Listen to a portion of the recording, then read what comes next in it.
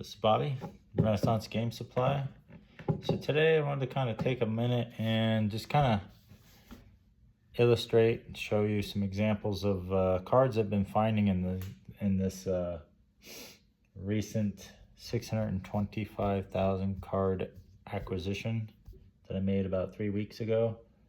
I'm not diving too deep into that collection just yet, even though I really want to. I still have to finish up with the first 420,000 cards I picked up back in May. But just every now and then I'll pop a top to a box, look down in. I think I did this on a previous video where I'll see the condition of the cards are super nice. The edges are all white and it's just like a short little chunk, or maybe a chunk like this or whatnot. And that always piques my curiosity because I wonder if it's new stuff, if it's old stuff, or maybe it's new old stuff. That's what I'm really after, is new old stuff. Well, what do you mean new old stuff?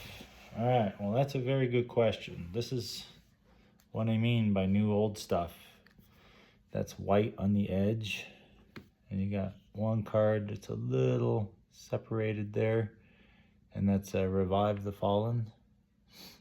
So that one there is probably just bowed just enough.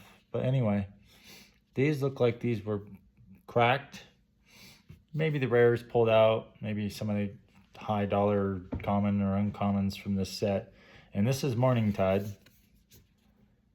So all these are Morning Tide. But what I really wanted to show you was, I don't know how I want to say it. It's like, they're not expensive cards. They're not 1 cent cards, but what they are is it's kind of a sneaky, some sneaky value, so to speak, some hidden value, however you want to word it. And you're like, man, what are you talking about? So going through this, I realized that, you know, there's some duplicates in here. But in here, you're going to recognize maybe some value, maybe some stuff that you used to play with. And again, these are some of my favorite sets of all time, is this whole Lorwyn block. But I'm going to show you a card here in a minute that's worth almost $4. And all I did was just pick, just based on the condition of the cards. They're white. They looked new. They looked like they might have been unused. But in this particular case, these are new old cards, which always sell in the store. So here you go. There's your $4 card, Tree Folk. I thought about keeping it, but to be honest with you, I'm not really at the point where I'm playing and collecting and all that at the moment. I'm still trying to build my store. So I am gonna let it go, even though I thought it was a beautiful card. But this is Leaf Crowned Elder, 2 colorless, 2 green, and it has a kinship. At the beginning of your upkeep, you may look at the top card of your library. If it shares a creature type with Leaf Crowned Elder, you may reveal it. If you do, you can play that card without its mana cost. I thought that was a pretty amazing ability for that card. And if it was legendary, I would absolutely keep it and build a commander deck with it. But since it's not, I'm gonna let it go. And here's another one. So that's just a thin little sample of Morning Tide. White edges, really nice looking cards. All the backs on it are superb as well, as you can kind of see. Like I said, these look like these are just packs that somebody opened. They pulled what they wanted and then they threw it in a box. And the reason why I say it's kind of sneaky value is sometimes these older cards, they can creep up over time and not really make it to like MTG stocks and stuff like that. They're not huge spikes. They're just little gains every week, every month, every year, just gradually climbing in price. And but yeah, that's like 380 something, 370 something for that card. But then the other thing that got my attention was, and it was in the same box, not in the same area. Again, this is another big chunk. I mean, look at the white edges on these. And here's the backs. Let me see if I can reflect the light here so you can see it. I nailed it perfectly the first time. Here, might be upside down. There you go. Look at that. So those are superb backs. The corners are not all effed up on them. They're really, really nice cards. I wouldn't call them near mint. Near mint to me is sealed, graded, it's a 10. It's confirmed by other third-party places for, you know, whatever reasons, but I don't want to get into it. But, I mean, that's why I try to shy away from near mint listed cards. I would consider these lightly played, even though they probably never have been played. And this is all from Lorwyn. And I mean, these are beautiful cards. And here, I don't know if the video will be too long to kind of show you, so we can kind of just scan through some of these cards. And here in a minute, you're going to get to some of the basic lands, and that's what really makes up this stack. Now, is that familiar as Ruse? Yes. Now that card there, it's about 80 cents, 75, 80 cents. So that there is, again, kind of hidden value, just sitting around, 80 cents in a box.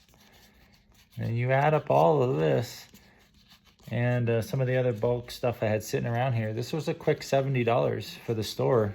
And here you go. Here's where this is probably where some of the real value was. These are, I think, somewhere around 15 cents to 30, 40 cents a piece for all this kind of older, lightly played, superb condition basic lands. And I mean, some of these are really pretty lands too. Let me see if I can get my hands out of the way and show you a little bit more of the artwork. And again, I mean, this is just stuff that's just sitting in a box, forgotten about over time. And now for our store, these do really, really well because I always list basic lands. So this is kind of my forewarning to some of you who are sitting on older stuff and you're thinking about getting ready to go sell it. And you're going to sell it for a fraction of what you could probably get. So what you want to do is you want to go through some of your cards and pull out some of your older lands, your older commons and uncommons, your older foils, and just kind of do a once over on them before you finally let go of that collection. You're going to find there's some truly hidden value. Sorry, I'm jumbling here as I get the piles getting a little thick. Now, one of these sets, and I can't remember which one it was, but it was from Lorwyn Block. There's a really pretty island with all kinds of flowers and different colors and flowers and whatnot. And that card, that land is worth about $1.15 to $1.50 a piece. And you get a bunch of those. I mean, that's some quick, fast cash in your hand. Those ones will always sell. And here's another thing I want to kind of show you too is don't sleep on your bulk foils. Here's some bulk foils. Now this one here, if you had that in the double feature version, you're looking at almost $2.50, but this was like 56 cents. Damage, this was I think 15, 20 cents. But here's the double feature I'm talking about. This is probably like 65 to 80 cents. And then this is not much. That was probably like 20, 25 cents. Again, not much. Same thing there. Power Depot, not a whole lot. Smell Fear, I mean, it sells quite a bit for me. So the fact that I had it foil, why not? This isn't foil, but emblems do pretty well. Now this is the foil etched version of Goblin Archaeomancer Retro Frame. So this does fairly well. I don't even think it wasn't valuable. Then you got Scroll Sovereign, retro foil. Now these are not high dollar cards, but every now and then these things sneak up. These can be $1 a piece. That's a great card, and the fact that it's foil, it's gonna sell. This is from Ikoria. This is over $1. Ancient Stirrings foil, yeah, I would take a play set of those. That's cool. Old school art foil. These are in really good shape. Now these are probably about 15 to 20 cents a piece. These old Return to Ravnica's. These aren't super valuable, but these are showcase foils. But these are the types of things that you get this kind of stuff up on your store and you kind of start separating yourself from some of the other stores that, you know, will nitpick and they will only sell like stuff that are like a high dollar or $3 or $5. And don't get me wrong, those cards are important to have too, but it's this kind of stuff that's going to get you your repeat business, and you're going to actually be able to get to like where I'm at, where you have 300,000 cards online and people are coming and they're just buying stuff all day long, and I don't have to be a part of the direct program, so to speak.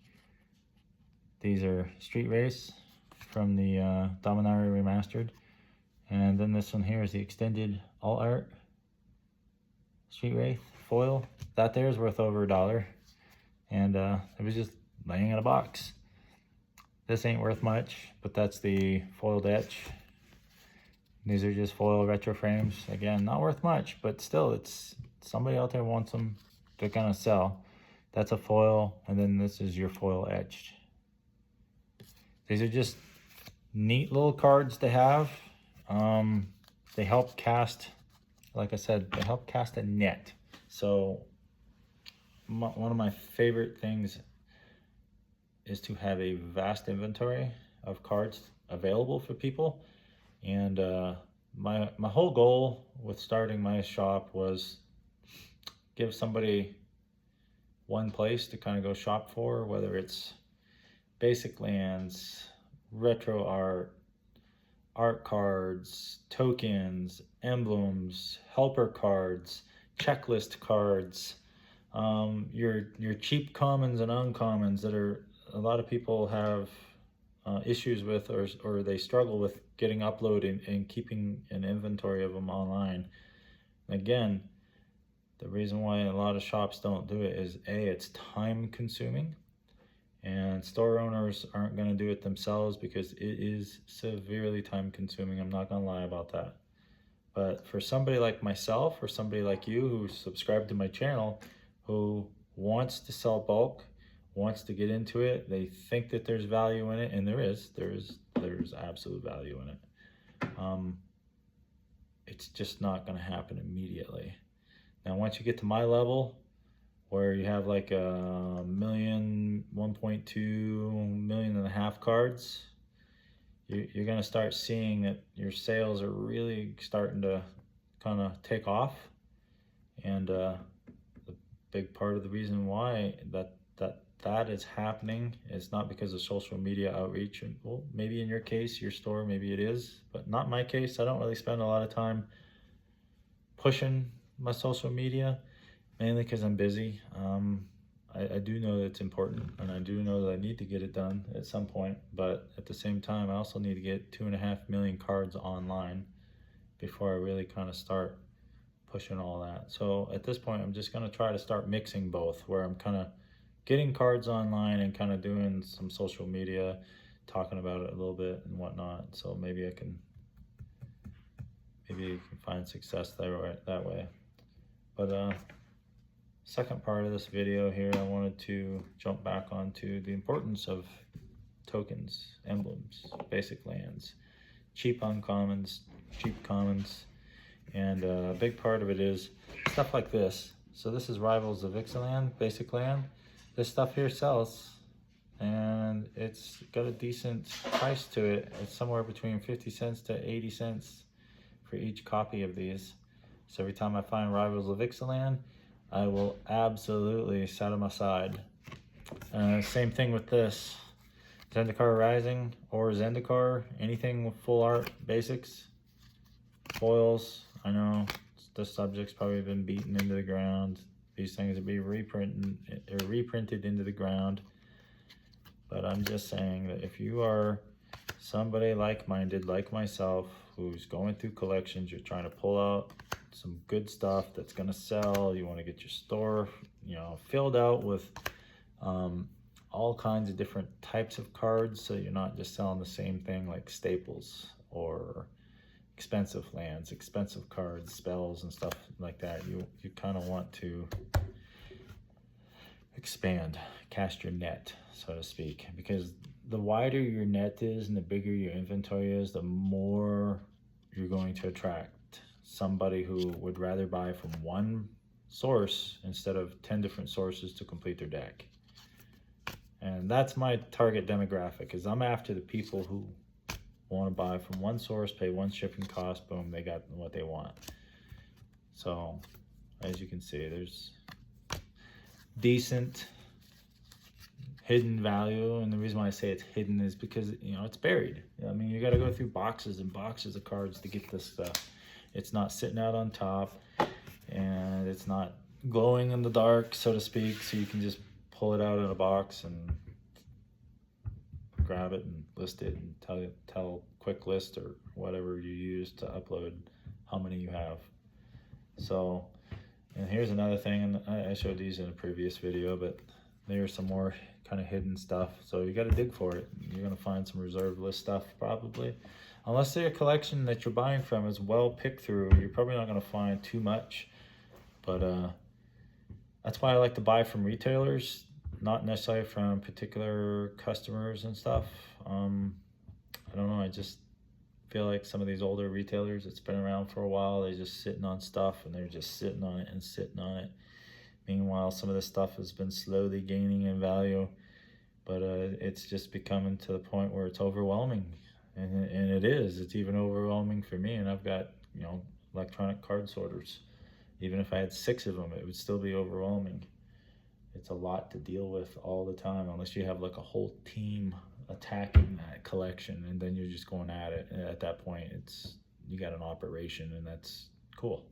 That's what I'm hoping to be someday. I have an operation, card sorting mill. And I've talked about that before in a previous video, that it would be nice to have about 6 of these card sorting robots, maybe 2-3 employees, and they get assigned 2 robots, and they're just organizing and uploading all day, every day. But yeah, so the other thing I kind of look for is error cards. And I don't know, some of you may not consider this an error or not, but I do, because it's a printing error. As you can see, the ink is run on it, the ink on the bottom for the copyright date, artist name, and all that kind of stuff, the card number, it's all faded. It's kind of blurry, but that is obviously a printing error. Some people like that kind of sort of stuff. So if I see that every now and then, I'll set it aside. And I'll plan on uploading that stuff to like the Facebook group for errors and whatnot, and misprints and stuff, and see if folks are interested. I know some people like that stuff, so I save a little pile of that stuff to kind of put that in out like a special interest market is what I would call that. But yeah. Oh, by the way, 2,000 cards shy of 300,000 cards. I did not hit my goal of 30,000 this weekend. Time kind of got away from me. Yesterday, tired. Didn't get home last night till almost 1 in the morning.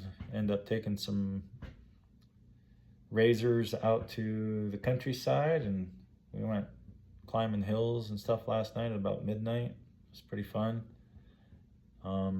Very tired. All that dust kind of kicked up my allergies again, made me a little sick, but it was absolutely worth it. I had an absolute blast. There's probably like 50 people out there with ATVs, Can-Ams, Razors, Polarises. I mean, you name it. It's just all kinds of different makes and manufacturers. I don't think there was 2 vehicles out there that are identical. Absolute fun. What a blast. But yeah, so that's why I didn't get 10,000 cards uploaded yesterday. Plus I caught a nice badass brown trout when I was out there fishing with the San Juan. About 17-inch trout. Badass trout. Fought like a mother to try to get that thing in. I thought I was gonna lose it. I already snapped my line once on it, and luckily it bit my second line, and I was able to set the hook. I used a bigger hook this time and got it, and was able to recover both hooks out of it, and it made a pretty good little lunch. So it's been the nice thing about having card robots doing all the work for me in the background, is that it's kind of giving me my life back. I can go out and enjoy and do things, spend time with family, friends, and hobbies and stuff, and still run this. And then again, this is a second income for me. This is not my primary income. I still work full-time, and I've always enjoyed the idea of being an entrepreneur, so that's kind of what I'm turning this into, this hobby of mine. But yeah, so that's what I wanted to talk about today. It was just kind of that hidden, that sneaky kind of value, the random bulk foil prices, the random full art lands, the basic lands that you think aren't worth anything, so you just throw them in a box and you put them in your closet, you put them in the garage or a storage unit, whatever you do with them, and then years down the road you get tired of looking at it, you get tired of dealing with it, and you decide to offload it. That's what this video is about. Is before you do that, go through it one more time. Just look through some stuff. You might be able to make a little bit of extra money by keeping some stuff before you decide to sell it to a bigger company, website, something like that. Put some money back in your pocket for once. That kind of idea. And if you're a reseller and you're watching this, I mean, maybe you'll learn from me a little bit about some of the stuff that has some value. So when you're pulling collections and whatnot, you can look for those types of cards pretty quick and get you some cash back. Like if you're invested heavily into a collection, if you're invested heavily into a collection, you want to get some of this back. And I try not to put too much cash into collections unless that's what it requires. If people don't want to trade, they want cash, then obviously cash is it. But let's say, for example, this 625,000 cards, I had $200 cash into it and about 4,300 trade-in. So it's about $4,500 pickup. And I've already gotten my $200 cash back. I'm not even worried about that. I think I made that in like 3 days. So if that, it might have even been sooner. But this is all extra value. All this stuff, it's all just gravy at this point. I mean, this helps recover the $4,300 trade-in, but that trade-in stuff, that's all from past sales. That's all from collecting. That's from buying fat packs and bundles and packs of cards and pulling like superb value out of it or something like that. I mean, none of that was from decks that I've built. None of that was from like personal collection that I absolutely had to have and didn't really want to part with. That was just extra stuff laying around. So I don't mind flipping that and reinvesting it into a bigger collection. And yeah, that's kind of where I'm at. That's where my headspace is always at, is can I trade something in and get more for it in the long run? And that's how I like to I like to up trade that way. So I will trade thousands of dollars worth of stuff that's great, and I mean, a lot of people probably look at me like, man, that's a foolish move, but ideally it's not. I mean, basically traded away $4,500 in assets to acquire $60,000 in assets. I mean, that's a no-brainer to me. And for example, I know once I get caught up around here a little bit and organized, I know that there's another million out there in Flagstaff, probably more by the time I get geared up to go get it. And that's probably going to be somewhere around $8,000 to pick up, maybe just under, maybe $6,500. So I'm kind of saving now for that, and saving card trade-in for that as well, and some cash. It's kind of sending some monthly payments and monthly trade value in, and kind of keeping a tabulation going on. We've got a pretty good working relationship with that store owner at this point. So my goal is the next time I ride out, grab another million cards, and that would put me at about 2.5 million cards at that point. But I think I'm working on a goal to go out in about 6 months. So that would put us at maybe April 1st of next year, 2025. that gives me plenty of time to get cards up online, plenty of time to accrue sales during all that time, and kind of build behind the scenes here and whatnot, and get this card shop in the correct, what I want to say, condition. Yeah, probably condition. Get it in the correct condition it needs to be in, which is cards uploaded. And with my current upload schedule and the way my technique and how I've approached all this to be able to get cards up fast, I should be sitting at 500,000 listed by Christmas, if not by January 1st.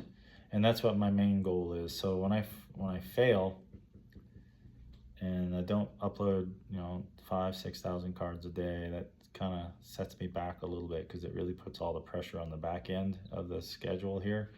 But if I pace myself and I do 100,000 cards a month, I mean, realistically, it's not even October yet, so that puts me a little bit under the upload schedule that I've set for myself. But realistically, on the weekends is when I really just kind of crank it out. I can put out about 20,000 cards a weekend. It's about 80,000 cards a month just on the weekends, and that ain't counting the thousands of cards I can put up a day in the mornings before I go to work, that sort of thing, or when I come home for work. And I would not be able to do that if it wasn't for the fact that this particular customer that I've been buying from has their cards pretty well organized already.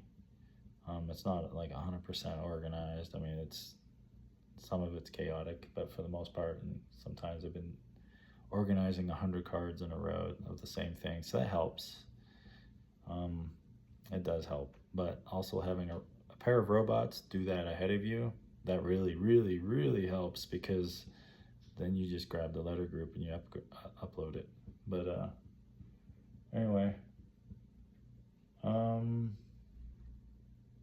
I think what I'm going to do is probably jump off here in a bit, get these other 2,000, maybe 2,500, maybe 3,000 cards uploaded, so it puts me well past the 300,000 inventory total. Now I'll probably turn the camera back on, do a quick video kind of celebrating that, because that's a huge milestone. 300,000 cards listed on TCG Player. I don't know if another store out there does this. Maybe they have more. Maybe there's 100. Maybe there's 1,000 stores out there with like 1 million or more. I don't know. But for me personally, sitting in my garage, pair of robots, I think 300,000 is a phenomenal number. So I'm gonna shut up. I'm gonna get busy.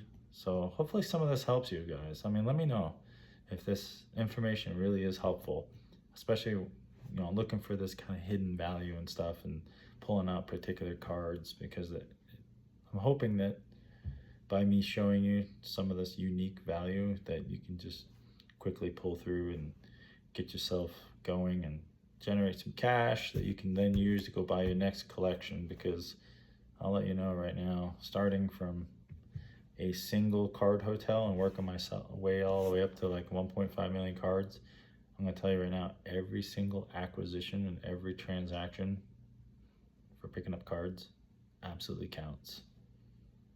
And get them uploaded as fast as you can to your store.